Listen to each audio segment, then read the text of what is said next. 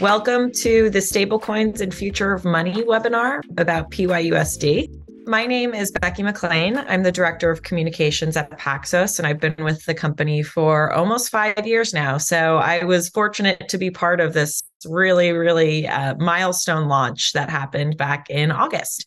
And today we're joined by Paul Bansis, who is the Head of Market and Business Development for the BCDC group at PayPal. He's been with the company for a number of years, and in between his first and current stints, he was with MoneyGram. So he is a true payments and fintech expert.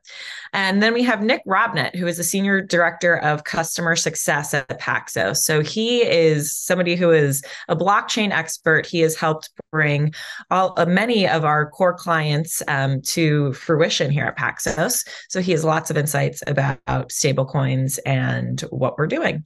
So we're going to kick it off, and I'm going to hand it over to Nick Robnett to start. Great. Thank you, Becky.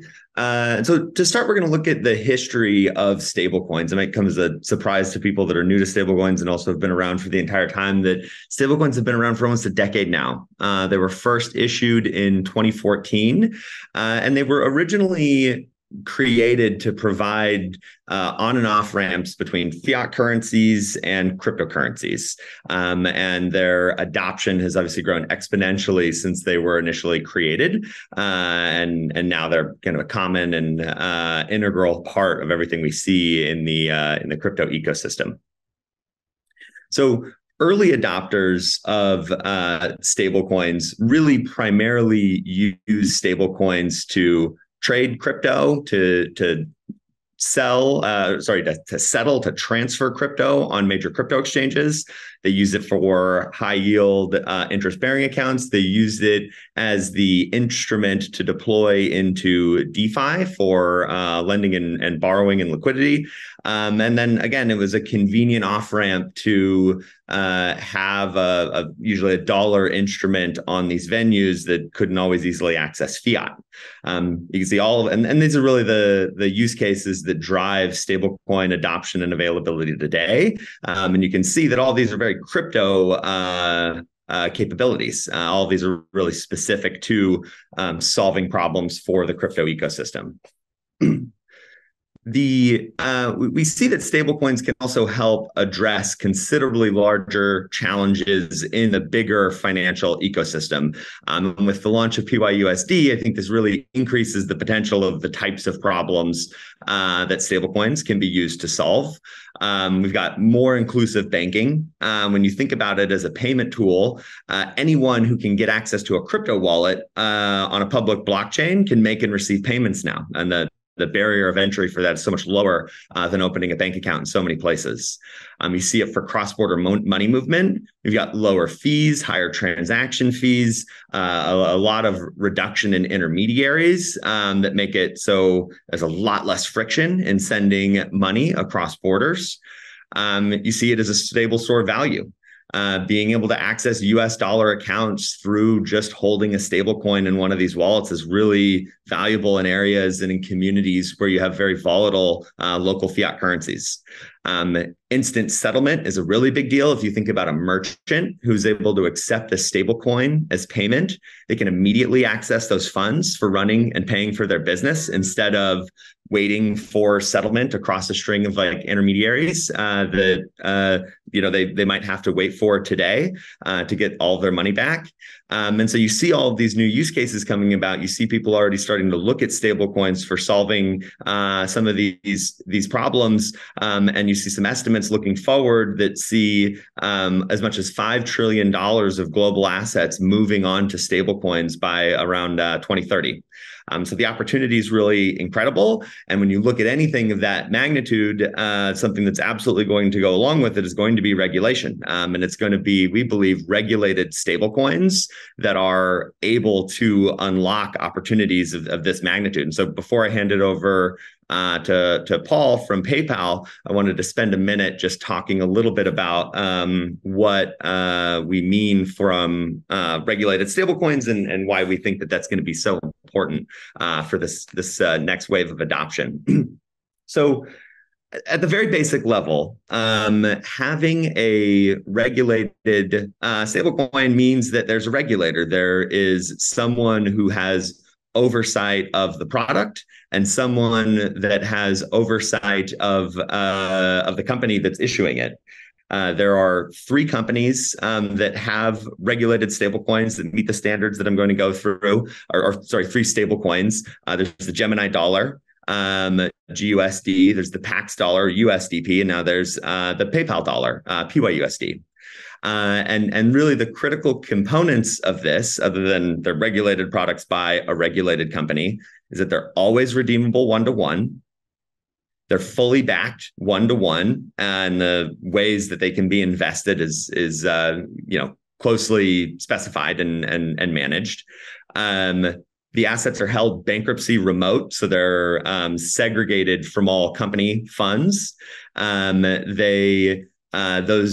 These customer funds cannot be used for any activity to run and operate the core business, the issuing business who runs these stablecoins. This makes them qualified custodians. And very importantly, all of these activities, all of these requirements are overseen by a prudential regulator. In this case, the New York Department of Financial Services. Directly watches and manages all of these different components to make sure that they're being performed and meeting the standards that ultimately protect all of the customers of these products. The use cases that I just really quickly surveyed a moment ago, I think are very exciting. And when you put them in the hands of regulated stablecoins, I think that's how you start to meet these use cases at the standards and expectations of how these services are provided today by existing regulated financial institutions, and but with an exciting new technology that allows them to happen and faster, safer, and for a much lower cost than the infrastructure currently supports today. And so with that, I'm going to hand it over to Paul to talk about the PayPal dollar. This is their new regulated stablecoin issued by Paxos, and he can give you a little bit more about what's happened in the last 4 months and in general what's happening with PYUSD. Great. Thank you, Nick. First of all, just want to say I'm very excited to be here today to talk to everyone about PayPal stablecoin, PYUSD, and the impact that we are already having in the market, despite, as both Nick and Becky just mentioned, has been around for quite some time, for only about 4 months now. And I'm delighted to see that there are so many attendees on this webinar because it shows that you're interested in this topic. And I do hope that you find the information informative and helpful.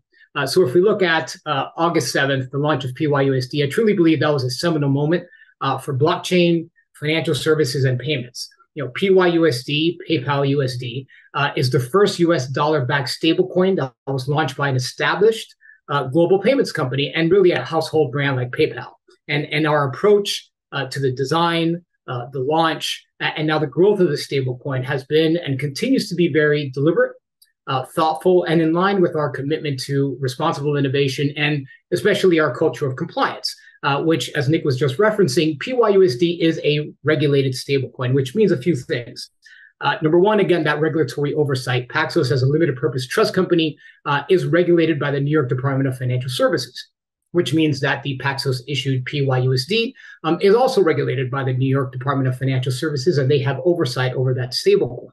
It's also worth mentioning that PayPal, independently of Paxos, is also regulated by the New York Department of Financial Services. We have a money transfer license, but we also hold a virtual currency business, or BIT license, as is more commonly known, from the New York Department of Financial Services. So that's another layer of oversight that we have to the stablecoin.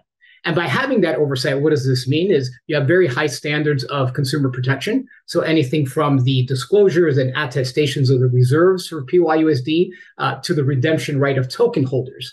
Secondly, is the composition of the reserves. 100% of the reserves are US dollars, short-term US treasuries, and other cash equivalents. And what we do there is optimize for asset preservation and for liquidity to make sure that funds are always available for the redemption of PYUSD. And then finally, the segregation of those assets. And those are separate from any corporate assets of Paxos and certainly any corporate assets of PayPal. And they're protected from bankruptcy. And those are key foundational elements of PYUSD because we do understand and we do know that trust is going to be a key aspect in driving both the growth and the utility within the stablecoin space.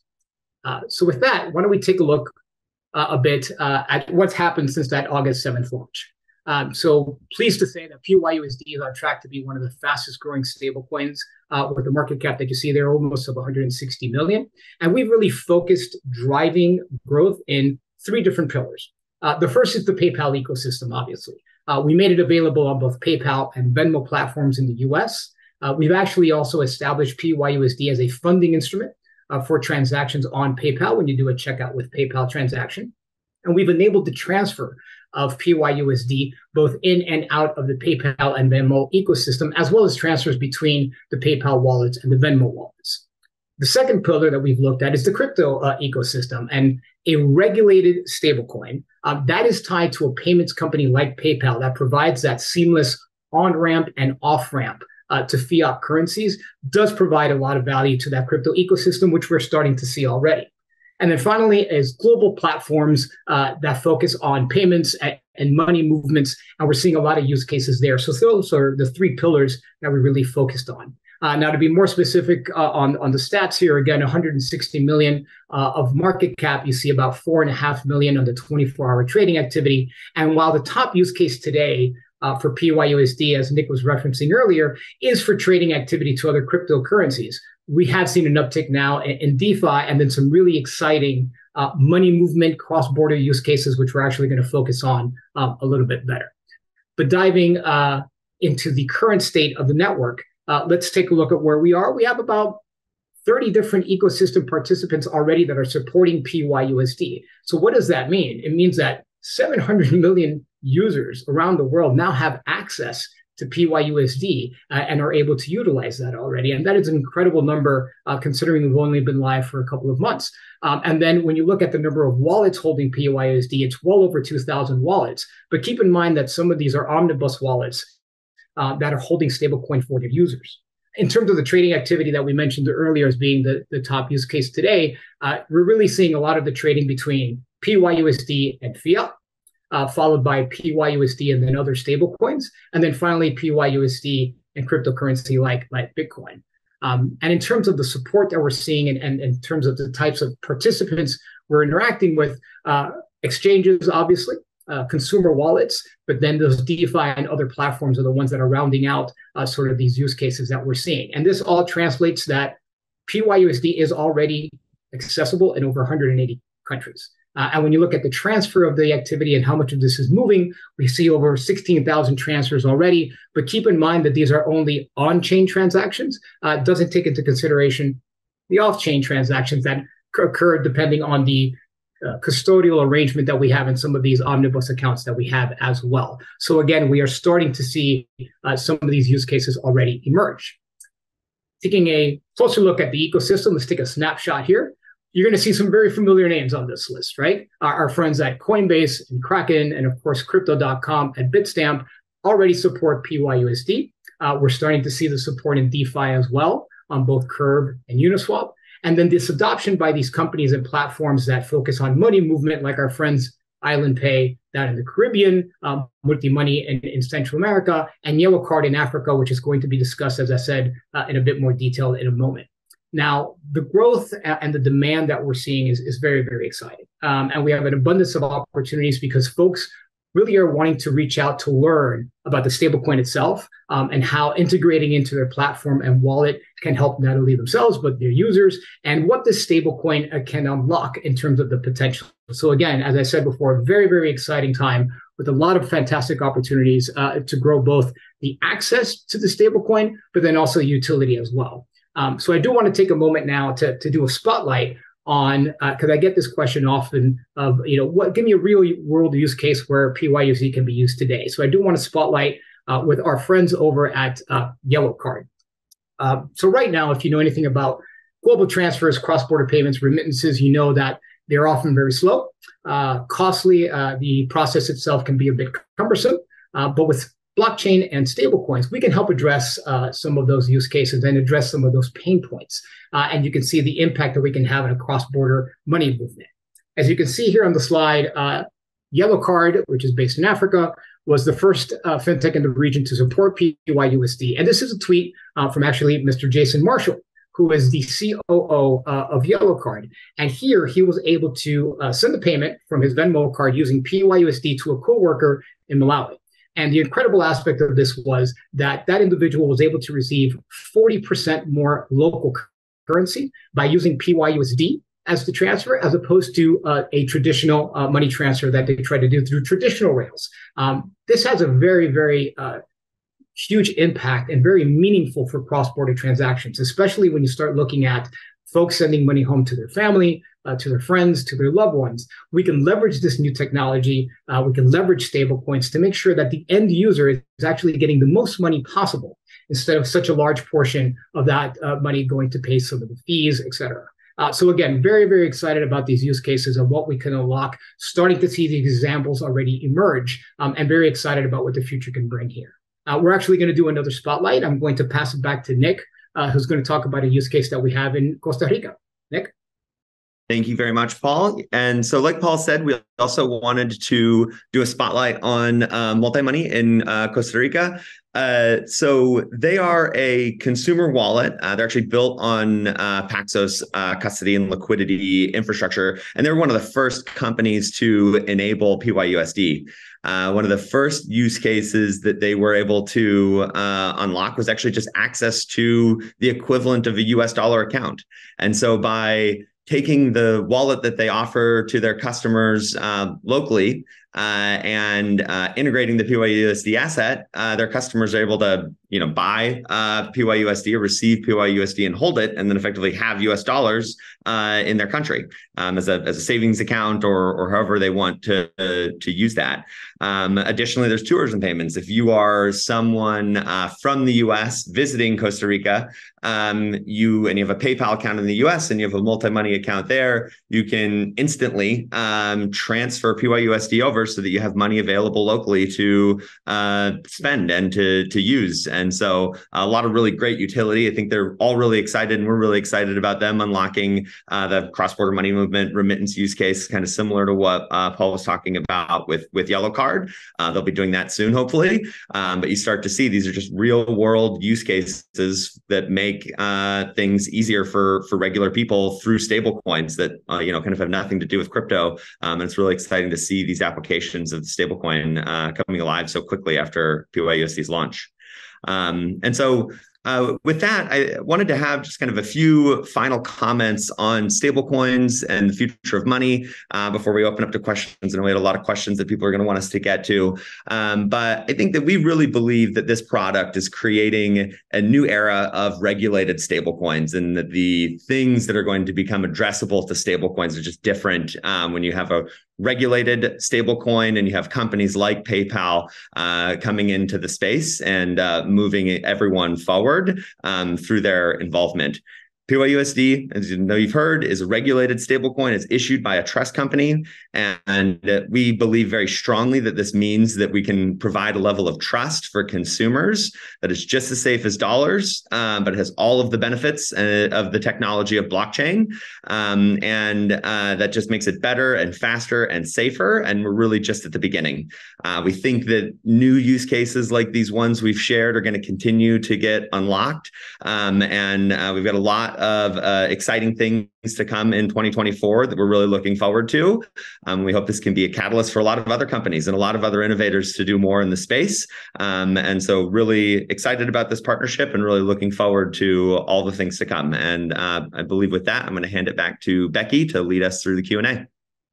Wonderful. Thank you both, Paul and Nick. I appreciate the time and the oversight and insight into where we are with PYUSD and where we're going. So we'll kick it off with kind of, maybe we'll call it a layup. So I'm going to send it over to Paul. Somebody asked the question, why did PayPal decide to create its own stablecoin? And how do you plan to increase the utility? I think you kind of hit on the utility question. So maybe you could just focus on the why. Sure, and always appreciate a good layup, Becky. So thank you. Why is PayPal involved in stablecoin? Why did we get into digital currencies? Period. The reality is that we do believe that digital currencies, and more specifically fiat-backed stablecoins, have the potential to play an enormous role in the evolution of payments. And that's due to the advantages of the underlying technology in terms of the cost, in terms of the speed, the 24/7 availability, and of course the programmability when you compare that to more traditional payment instruments. As a payments company with a network of both consumers and merchants, all of those are top of mind considerations for us. And that's why we started looking at this several years ago. And while we certainly recognize it's in the very early stages, we do know and expect that mainstream adoption is going to take some time. We have identified certain verticals that are already ripe for adoption because they can already benefit from some of these advantages of blockchain technology. So if you look, for example, native in-app experiences for digital goods, if you play video games and you're buying equipment, et cetera, you see that a USD-backed stablecoin that does have that sort of fiat on-ramp and off-ramp connection, that seamless bridge, if you will, between the fiat and the digital currency world, which is what the role that PayPal can play. We see a lot of opportunities there. When you start looking at sort of micropayments, which start to become very relevant in Web3 experiences as that starts to evolve, where we change the way that we create and consume content. Again, the programmability aspect of this and the speed and the instant finality of these payments really start to become very, very interesting. And that's why we wanted to jump into the space.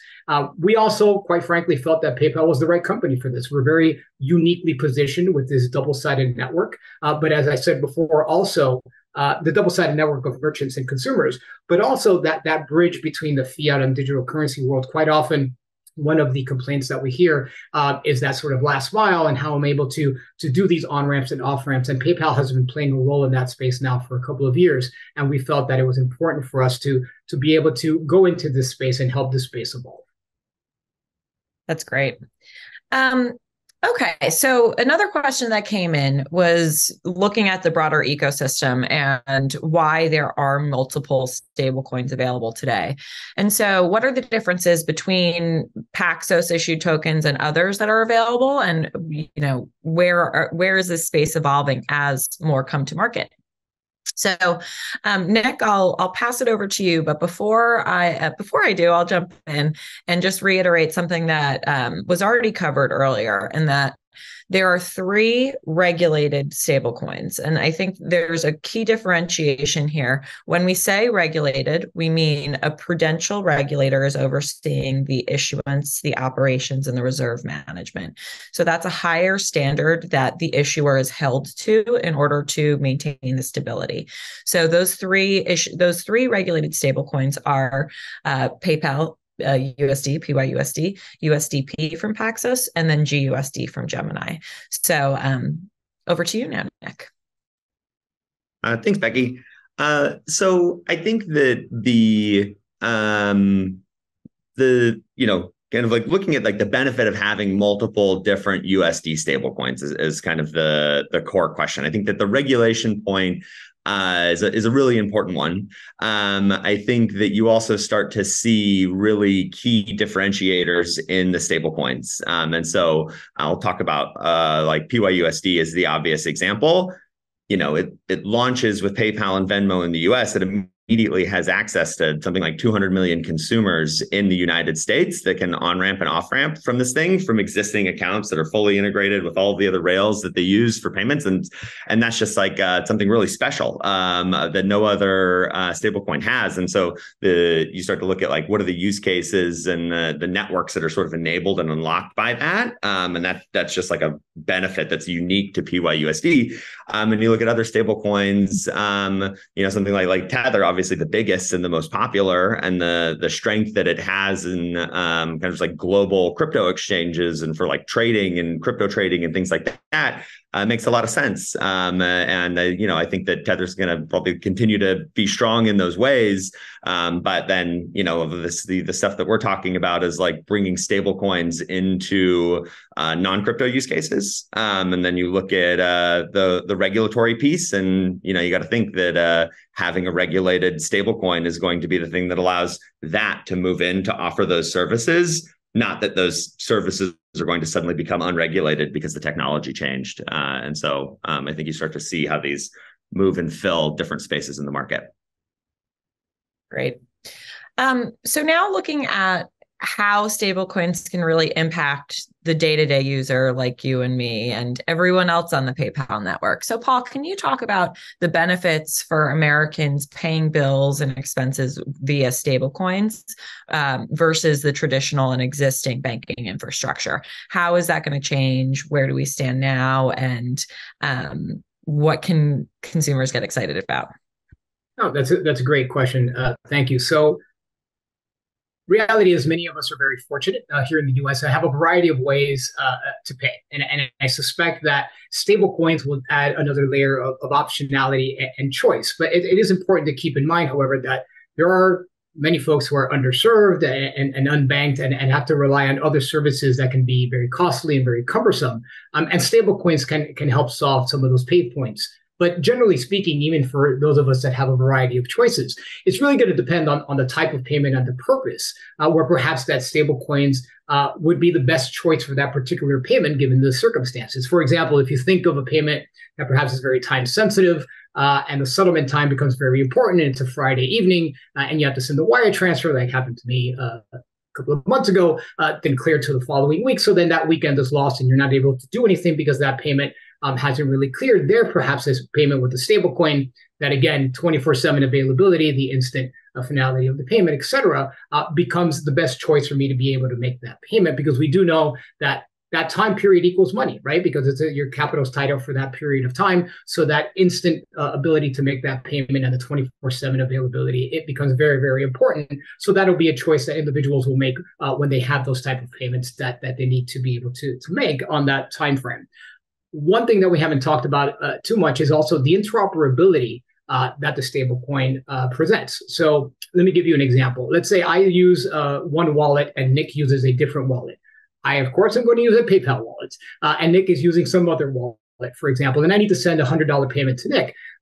If we are not customers of that same wallet provider, those wallets usually don't speak to each other, and one of us will have to onboard with the other provider in order to be able to make that payment. But here with PYUSD, you've unlocked interoperability because, again, since PYUSD is an ERC20 token built on Ethereum, as long as those wallets are compatible on with ERC20 stablecoins, then the payment can exist between those two wallets. So you now have this instant sort of interoperability between these wallets that, once again, gives optionality and choice to the individual of who I want to interact with, which wallet provider do I want to use. And that for us, it becomes very, very interesting when we start talking about, again, the potential for this stable coin on those cross-border payments we were talking about earlier. And the last part I think is worth mentioning here that we didn't focus too much on is the programmability. When you start thinking about the possibility of having programmable money, where you take out the human intervention, when you take out some of these intermediaries, it can really be a game changer for some of the type of payments that we started talking about earlier. For example, again, within these contexts of digital goods that are native in the experience themselves. So building on that and kind of scratching a little deeper into the cross-border payments, what specific challenges still exist that PYUSD is hoping to overcome within the realm of cross-border payments? Great. So I'll go first on that one. I think we just showcased a couple of them, right? With both the multi-money and the yellow card example. Time. In terms of time to be able to make that payment, the cost is usually very high because you have a lot of intermediaries. There's a lot of reports on what the cost of a remittance is in terms of the fees, in terms of the effects. We can really start impacting the way that people move money across the world by removing some of those intermediaries and being able to have the payment, as we said, on a stable coin, which reduces not only the time for the settlement there, but then also the cost of the transaction, especially as these payments become even cheaper in terms of reduced network fees, et cetera, as the technology evolves to make those payments. Just keeping in mind that there is no charge, for example, when you do a transfer of PYUSD from your PayPal or your Venmo account. PayPal does not charge you a fee to make that transfer out of the wallet. The only thing that's passed on to the consumer is the network fee or the gas fee. should also note that when it's within PayPal or even between PayPal and Venmo, you're not even paying a network fee. So there it becomes a completely free transaction. So obviously cost and speed, I think, are some of the immediate pain points that we would solve on cross-border payments. And what is needed is we need to continue to build that ecosystem. We need to continue. You'll hear me repeat this time and time again. It's about choice. It's about optionality. It's making sure that we have a robust ecosystem where it's being supported, that individuals can choose the wallets or the providers that they want to interact with, not only to receive the stablecoin, but then use it to make a local payment and to have access to the proper off-ramps that are needed for them to be able to take the full advantage of being able to use that stablecoin for that cross-border payment. I'll also add, I love hearing the stories of PYUSD coming to life. So if you have those stories, like the example we shared with Yellow Card, it's great to feel the human effect of this technology. So many times we're talking about buzzwords like settlement and blockchain, but when you can understand the experience and the changes that this is making to the everyday person, it really you can see the future more. So it's exciting. So we've talked a lot about regulation, and PYUSD is regulated by the New York Department of Financial Services in the US, but the US is just one country and this is a global technology. So can we talk about how we're tackling or thinking about regulatory challenges or concerns globally? What are the jurisdictions that we're looking at, and really how do we think about building that network outside of the US? So maybe I'll go back to Paul again. Sure. No, first I have to say, unbelievably encouraged by how top of mind stablecoins are for regulators, both domestically and around the world. We've seen more and more jurisdictions now that are looking critically at the technology, exploring how this technology can be implemented within their own payment systems, and obviously how to regulate that. And why is that encouraging? Because it's a sign that this technology is here to stay. It's here, and people are recognizing that there is use cases that can be powered by stablecoins, and then determining that there's a need then to figure out how exactly do we regulate this activity. Very excited about the conversations internationally. One of the great benefits of working with Paxos as a regulated entity and us being PayPal is that different jurisdictions are very interested in learning about our experience and want to have conversations exactly on what is the best approach to the stablecoin space. Wonderful sort of emergence of ideas that are coming out of the EU with MiCA, out of the Singapore as well, out of the UK. So we're really excited about those conversations and what the future holds there. But again, I just want to emphasize that despite the fact that these regulations are sort of in flux in a lot of these different jurisdictions and here in the US, calling out again that this particular stablecoin, the PYUSD, is within that regulated framework of the New York Department of Financial Services. And I think that's very, very important. And I do believe that stablecoins, will play a very vital role in payments and in commerce and the way that we exchange value. So when we look at, again, from the regulatory perspective, we understand that regulated stablecoins and expect that regulated stablecoins will be the ones that will be able to drive that adoption domestically and internationally as well. I was on mute. Thank you, Paul. So thinking about global regulation, and so many of us are reading the news, and we're excited to see that regulators are really tuned into this subject. But compliance and AML and KYC is such an important discussion for every jurisdiction. So Nick, can you talk about the role of compliance contributing to the success of a stablecoin? Sure. Thanks, Becky. And so I guess just to start, I think compliance is critical to the long-term viability of any stablecoin, in my opinion.